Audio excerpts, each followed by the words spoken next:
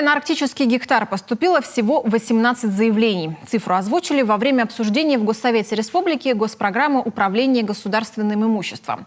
Депутаты отметили, что в целом реализация программы традиционно на должном уровне, но к некоторым нюансам у народных избранников возникли вопросы. Евгений Стокас расскажет больше.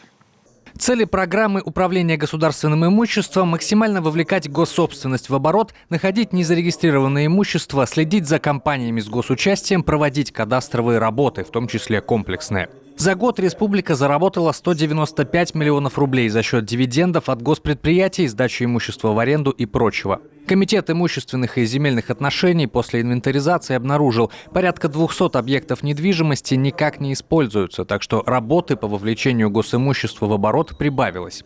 Но есть в собственности республики и недвижимость другого толка. Многострадальные объекты культурного наследия, 13-я школа, дом Жеребцова и другие за год стали ближе к новой жизни. Это благодаря тому, что в прошлом году у нас в государственную программу были включены расходы на проведение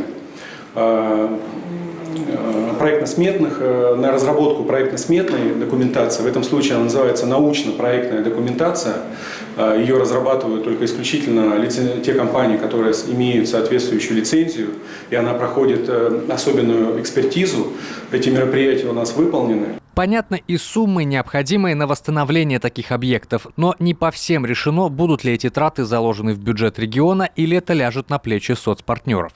Согласно цифрам, представленным Комитетом по имуществу и земельным отношениям, в целом госпрограмма будет реализована в этом году на 96%. Из 227 миллионов 800 тысяч рублей, заложенных на реализацию, часть удалось сэкономить. В Счетной палате решили, что эту экономию нужно использовать более оперативно, чтобы проводить больше кадастровых работ. Кроме того, есть вопросы к аудиту организаций с госучастием. Информация о аудиторских проверок в Счетную палату не поступала в текущем году.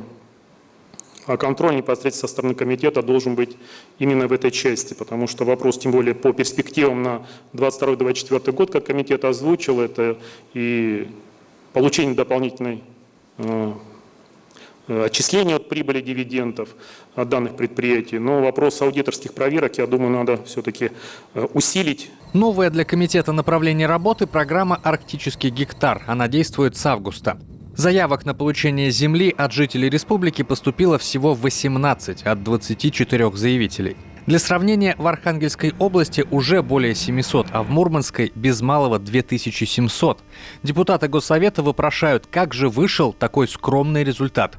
Дело в доступных территориях. В Коми под программу отдали чуть больше 4000 гектаров, а в том же Мурманске 730 тысяч. Сыграла роль и региональная специфика.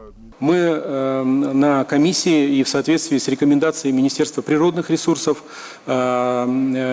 полностью закрыли все леса, которые у нас, лесной фонд, потому что он 100% у нас в Республике Коми отнесен к защитным лесам. Защитные леса предполагают, что никакой деятельности, кроме туристической, кроме сбора дикоросов, там вести нельзя. Объекты капитального строительства там строить нельзя. Оформить в собственность лесные участки тоже нельзя, только взять в аренду. Кроме того, в программу не попали и территории, которые находятся в аренде у оленеводческих хозяйств. Отсюда и такие цифры.